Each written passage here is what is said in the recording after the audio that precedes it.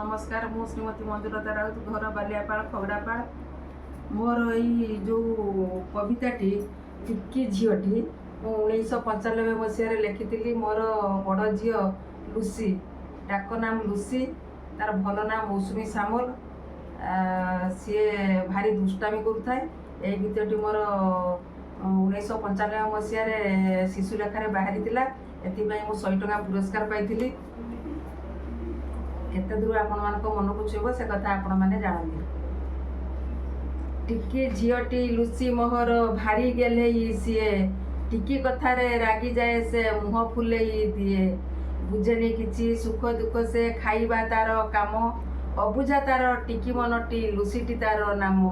भारी जगली अमानिया से सबु कथारे राग दम दम करी रागरे चले नाही टिकिए ढंग गुलुगुलिया कथाटी तार लागई भारी मिठा सही पारेनी काहारी कथा करिले केही थट्टा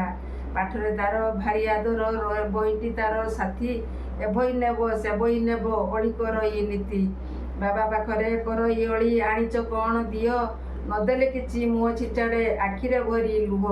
मनटी तार भारी सरल छंद कपट नाही गेली झीटी लुसी मोर तासरी के हेब केही।